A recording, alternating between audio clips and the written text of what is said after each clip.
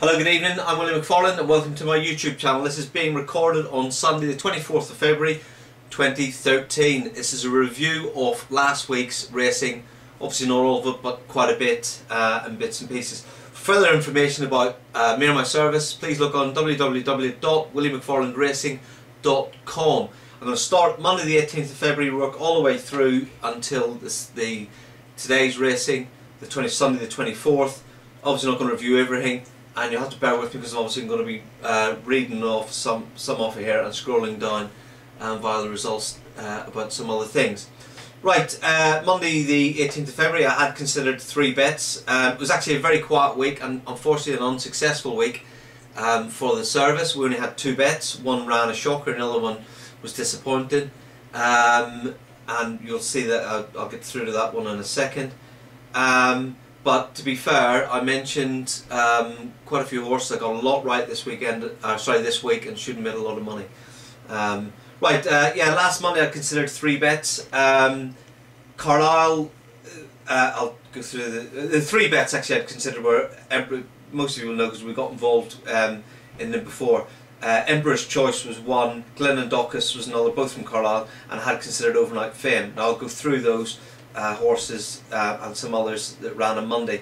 Obviously the ground was deep at Carlisle. Yes You Can was a very good and impressive winner for Brian Nelson. He's done absolutely brilliantly with this horse, as he does with most horses. I think Danny Cook is also an excellent jockey, and they seem to work well together, and I'm sure it suits Brian Nelson having a stable jockey there, because he seems to be well, he's a very, very good trainer, but I mean apart from that he seems to like to work closely with a single person, and Danny Cook seems to sort of pull his weight there. I don't know him, so maybe he doesn't, but I'd say he does. But Yes You Can was very impressive. Handled the deep ground again. He'd had a little bit of a break since he disappointed, but his form prior to that had been rock solid, and he's done brilliantly with him, because his form was very average before that. He actually finished second to a horse I'll mention later, who won at the weekend, won the good race at Kempton the weekend. Emperor's Choice, and I had considered this horse. I looked the night before, he was running about a 7-2 chance, and I thought, well, if he's running about that 3-1, I'd be interested in him. Very early on in the morning, all 11-4 names snapped up. He was running about 9-4 by the time I'd done the message, and I thought, well, the value'd gone a little bit. I didn't necessarily consider him a true 9-4 chance. I knew we backed him at Fonkwell over 2 mile 6, and that day I said that the trip and the track might just be a bit in the sharp side for him, but I thought he was well handicapped. Obviously he's gone and proved that. He's won since then. He's won off a much higher mark here at Carlisle on Monday, and the ground being deep and the stiff nature of the track and stepping up and trip all suited him. He needs to progress again, I think, to win, and I do think the second horse, Sydney Pageant, was unlucky. He got a good ride, but he was just a little bit unfortunate. He got hassled by a loose horse, which I think meant that he expended a bit more energy than he'd rather have done at the time, and obviously in deep ground, stiff track, he just got collared late on. Glenandocus then in the next, not the next race, but the later chase, I considered him as a bet. We backed him when he I personally backed him when he got beat at Erin, and he should have won, and I mentioned him that day, and we backed him next time out, I think, anyway, at Kelso, when he was quite short, but I thought he was a good bet in a weak contest. You can see that his jockey early that day. He's one of those really frustrating horses that should have won more races than he has. He will win again. I'm not convinced that he's not necessarily straightforward, but I'm not convinced he's sort of necessarily the toughest horse in training. He was held up and given far too much to do, and then crept into the race. And I presume the idea on Monday was to certainly put in a clear round, and obviously if he was good enough to go and win. Well, he put in a clear round. He's given too much to do, but even so, he still should have ran better than he did. Because he looked like he had more energy than the second and third horse, and yet he couldn't live with them even from the last. So it was a bit disappointing. I do think he'd be better on better ground. He goes with a bit of cut in the ground, but I think he'd be a better horse on better ground. but I'm not convinced he's one of those horses you're ever going to make much money out of, because I mean, he might be, but he's a horse that he's not got a huge amount of ability, but he certainly has ability, and I think most people seem to know how much ability he has, or nearly anyway. So therefore he's not one that I think is going to pop up at sort of 12 to 1 when he should be a sort of 6 to 1 shot. And the race is won by Billy Cuckoo, who's funny horse. The trainer does brilliantly, and this horse has done brilliantly this season as well. First time visors, it was changing headgear for him. He's a, when I say he's a funny horse, he hasn't looked the most genuine, and earlier in the season I thought, well, he's won his race, he's not going to win again at Wetherby, when he looked fortunate. But to be fair, he was tough the other day. He definitely pulled himself up in front, but to be fair, he'd been in front long enough and battling with something else, and he was tired. But when the second horse got to him, he picked up again. You could physically see him actually picking up and going away again. Over at Southwell, Overnight Fame won the first race. It wasn't a particularly strong contest. I'd considered her again. She was short in a 4-runner race. Obviously I wish I'd backed her, but I didn't anyway, and the stable are in good form. She'd had a break, she needs to go left-handed, and I'm sure she'll probably win something again, but she tends to have a long time between drinks. I think she needs to be quite fresh as well. Franklin Roosevelt was quite an interesting horse who refused at the first fence, or Albert refused at the first fence at Leicester. Last time I haven't been well back. Now on Monday he drifted. It was a weak contest, he was impressive in winning. And this is sort of one of those things as well. If you'd been 4 to 1 in the morning, you'd have definitely, he was on your radar anyway, but he drifted out to 4 to 1. I'm not convinced he'll win many races, but I'm sure he can win again. Only for the simple reasons he looks a little bit. He just looks a funny horse. He's definitely got ability, but whether he will progress with racing or not, I'm not convinced. Moving on to Tuesday, 19th of February, and going to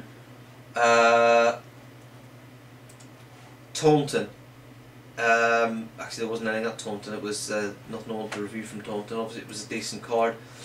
I mentioned one horse in the day, and I was sitting here even I can't believe it didn't better recommend her, and that was Marie des Anges, who won the Novices Chase there. She was quite well in.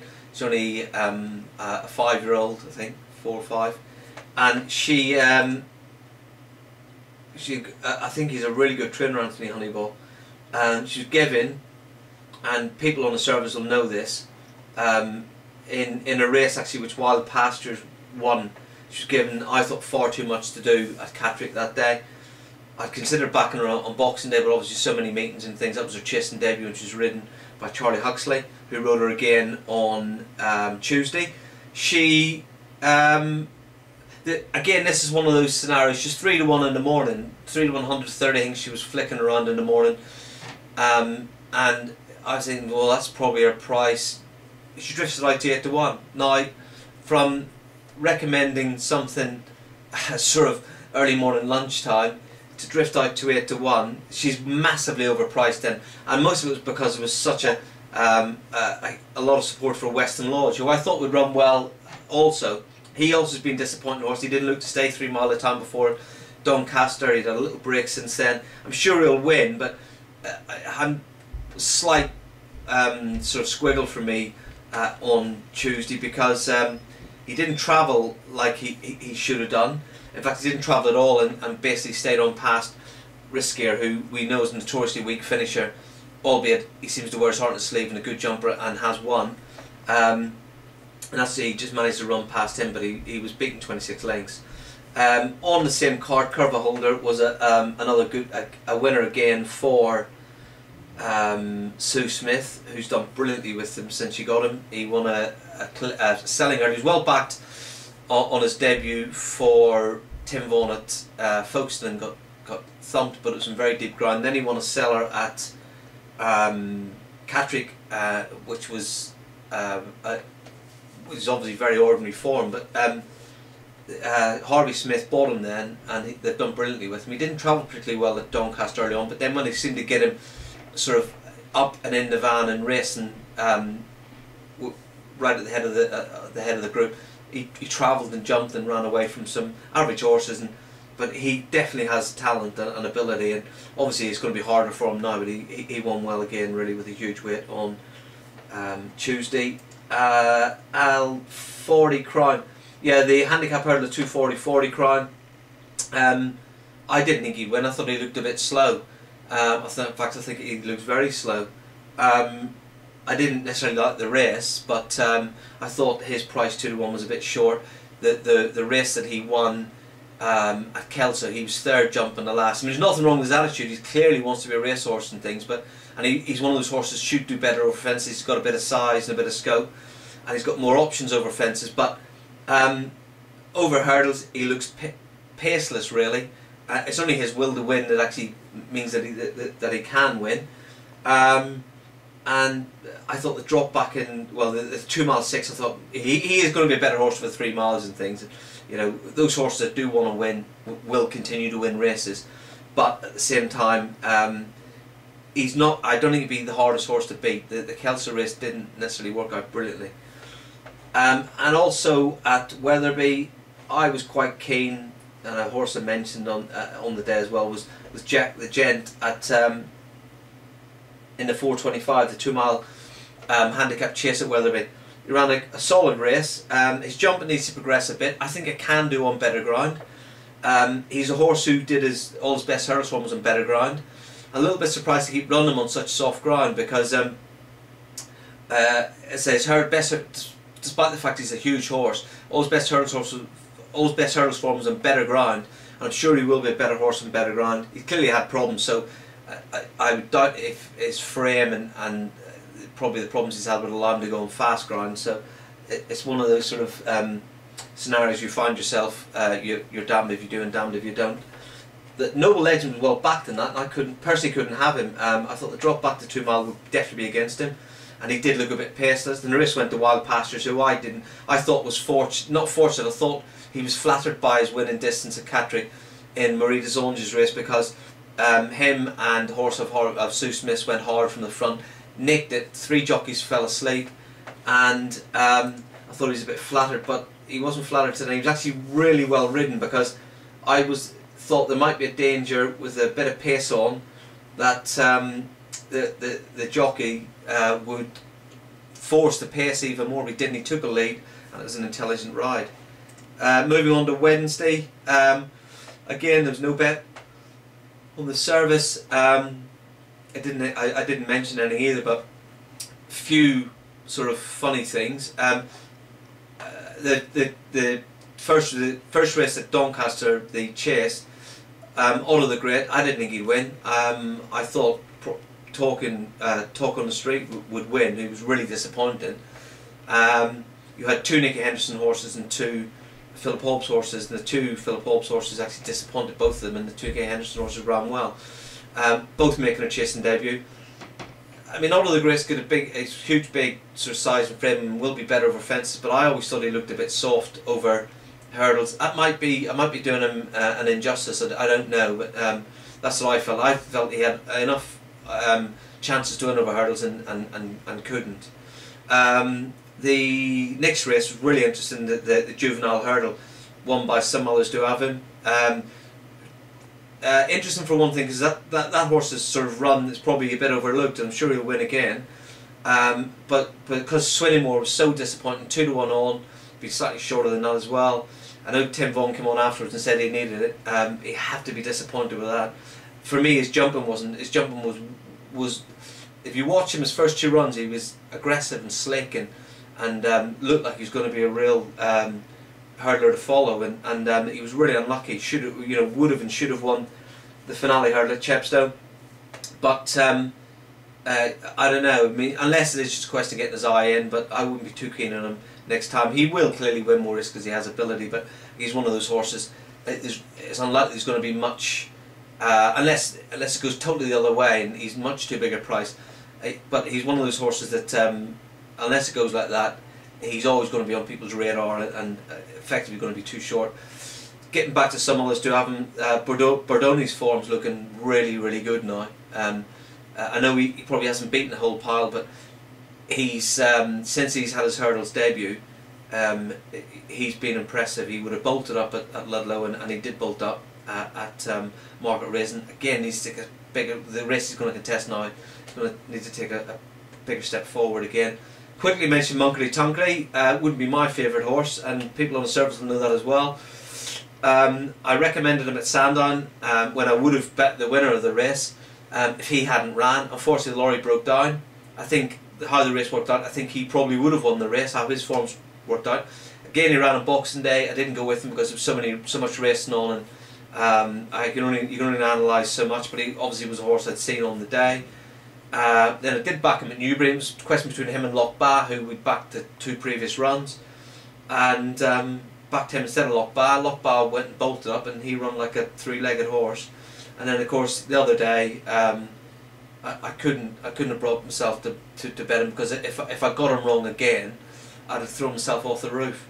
And yeah, oh well, so the Doncaster card was quite a good card. Yeah, Manila for Fitness was a good winner. I didn't think he'd win. I thought he'd find the trip a bit too short. He did to a certain extent. I do honestly think Cheltenian ran an absolute screamer. Horse who won the champion bumper at Cheltenham a couple of seasons ago, having his debut over hurdles, his first run since then. Looked the winner everywhere and just tired late on, really disappointing for Connects to see that horse get beat, and just hope he stays sound, because he will go on and win more races. And then over at Ludlow, there wasn't a whole pile there. Utopian won. If you didn't see Utopian running his hurdles debut at Lingfield a few months ago now, it was a shocker. And he was ridden by the owner, and I can understand why, and you shouldn't. It's a bit like the Sam Willie Cohen thing. I don't necessarily think you should necessarily jump on these guys' backs, because you know they're going to ride them beforehand. But it was, for me, that was a question of the horse was never placed to have a chance of winning the race. His jumping wasn't great, but I don't think it was as bad as that. The Stout Italian ran well in second. Moving on, I was surprised Oranger was good enough to win, dropping back to 2 Mile. I don't think it's a particularly strong race, but I'm sure Bobby Duff couldn't progress again. Again, I think he'd probably stay a bit further. Jupiter Rex probably should have been, well, he should have been a bet. He was one I looked up, but I hadn't bet him when he won his hurdle races. He was back over fences the other day, and he will continue to win as long as the ground remains soft, because he's pretty slow, and I'd be surprised if it wasn't very soft. Then if it wasn't very soft, then I'd be surprised if he could win, because he does look quite one-paced. The last race was quite a good race as well. Faultless Feeling, eventually got his head in front, been in good form. I'm sure he'll win more races, and I think Deciding Moment, who was second, also ran well. 2 of them pulled the throwaway clear of the rest of them. We move on to Thursday, the 21st of February. Lucy Alexander lost her claim. That's all I got to report from her. There wasn't a too inspiring card from there.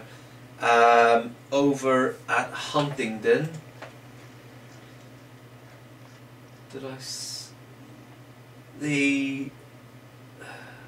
oh yeah, there wasn't really much. The last race, impressive winner, Crystal Swing off Richard Phillips. Whilst he's looked like he's going to win a race for some time now, this horse, he certainly never looked like he'd win in the manner he did the other day. Won like a really well handicapped horse, very impressive.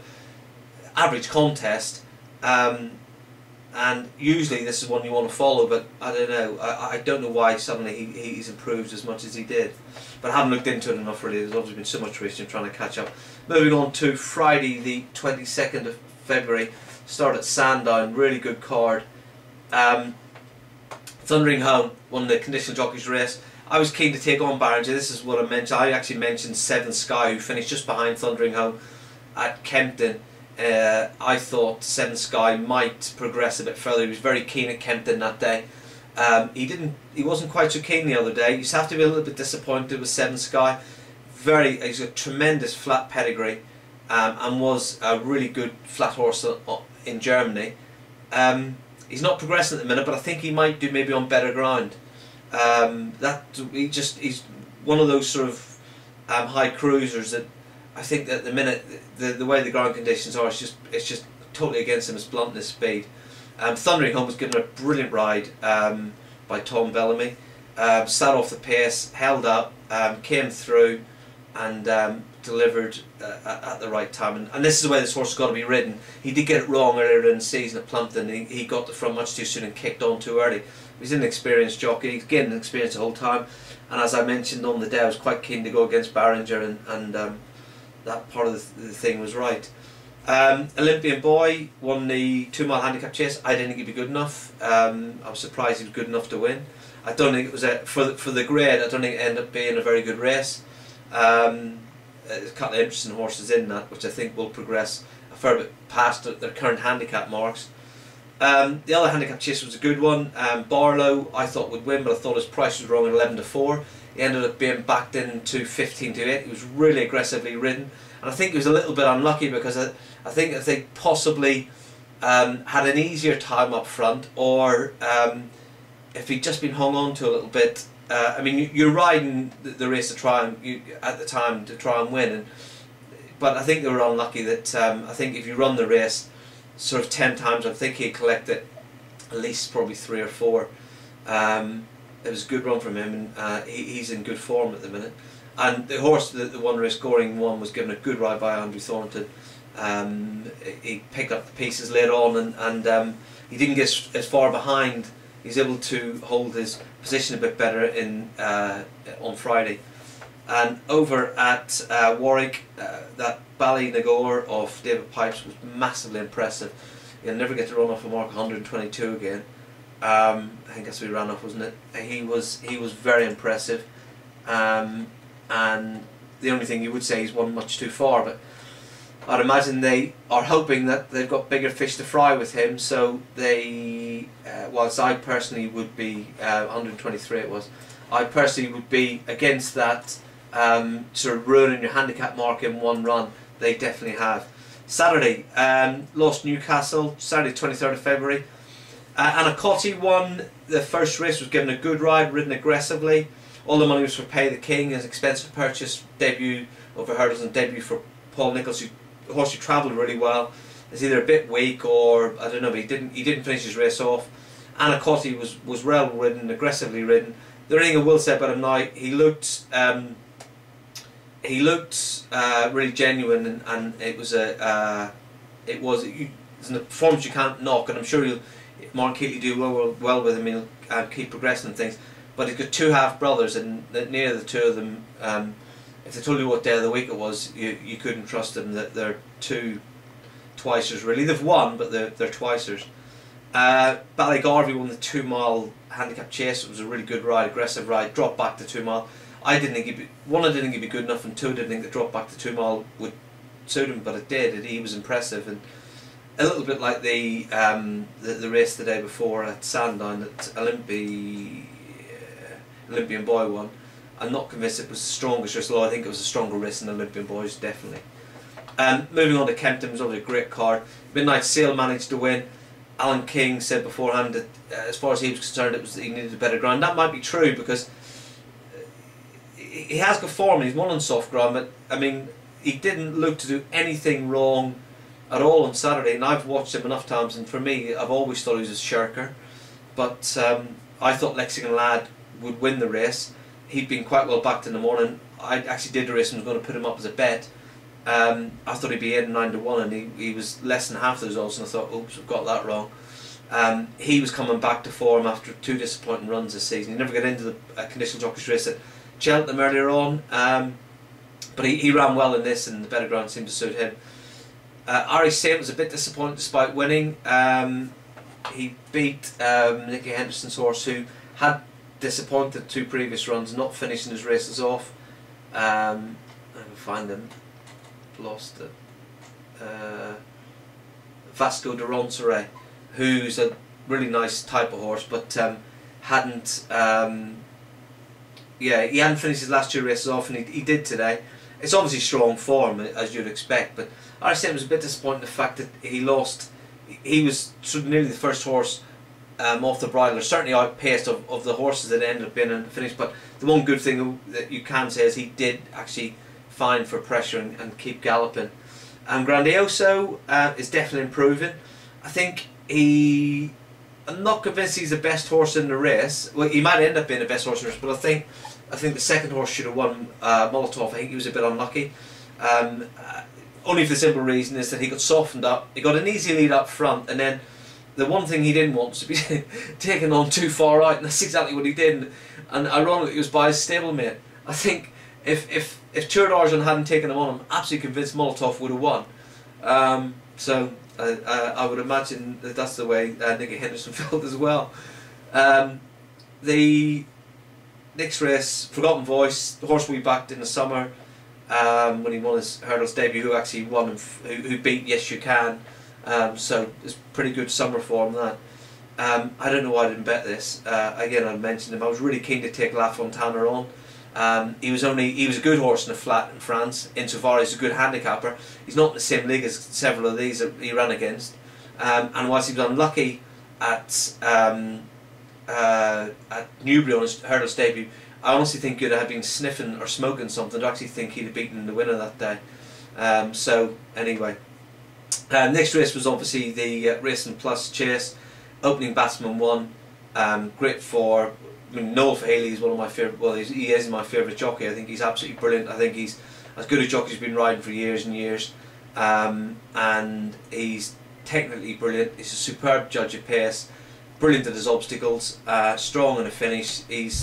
He is a tremendous rider, and he gave this a great ride. It was good for Connections from the win. I didn't think he'd win. I didn't think he'd beat. I thought Roland Ace was the most luckiest winner, who finished second to him, who previously beaten him on Boxing Day at Wincanton, and I didn't think the step up and trip or the slightly better ground would be enough, and the slight change in weights would be enough to change the form round. But it was. Wickhill was very disappointing. Reportedly has finished sore. We backed him when he won at Weatherby first time out of the season. I personally think that he is better with. I know Bridgie said he isn't. I think he's better with plenty of cut in the ground. But anyway, one other horse I mentioned on the day was Baby Shine. We backed her earlier in the season. I have to say I didn't know she had a breathing up, which is really annoying. I had a small bet on her myself. I thought Catco was a big danger, and that was one of the reasons as well. He was short, but first time tongue he definitely improved. But Baby Shine, her form is solid. She lost it a bit this year, apart from her first time out, which is second at Weatherby. Then we backed her Kempton, and then she, I think she had the breathing up then, and disappointed at Huntingdon, which was disappointing because I thought she nearly went at Huntingdon, and she stopped really quickly that day. But it was awful ground, better ground suited her to here today, and anyway, yeah, she went and won. And the last race, the Bumper, such a legend, won. Farcical race, he absolutely nicked it. The second horse apparently is quite decent, beat that of Nicky Henderson's, but I'm sure it will be a strong enough Bumper. Sunday then, I haven't really done that much enough of this race of today's meetings. Fontwell, couple of interesting things from there. Pungach didn't travel, and I have to say it was predictable that you wouldn't have. It was predictable that the track might not have suited him, because he's a horse who hasn't always travelled in his races, certainly over fences anyway, and I would imagine they'll slap blinkers on him pretty soon. He was a bit disappointed. I didn't really see any huge angle into this, because if I was probably going to bet one, it would have been the horse that finished third. And Meet the Critics was a horse I was very close to betting. I didn't mention him. I mentioned a horse, but he was a horse I was on about, but I didn't mention his name today. First time tongue tie. He's got his problems, and I'm not convinced he'll progress from this, but it was a better run. Prospect Wells could have been backed.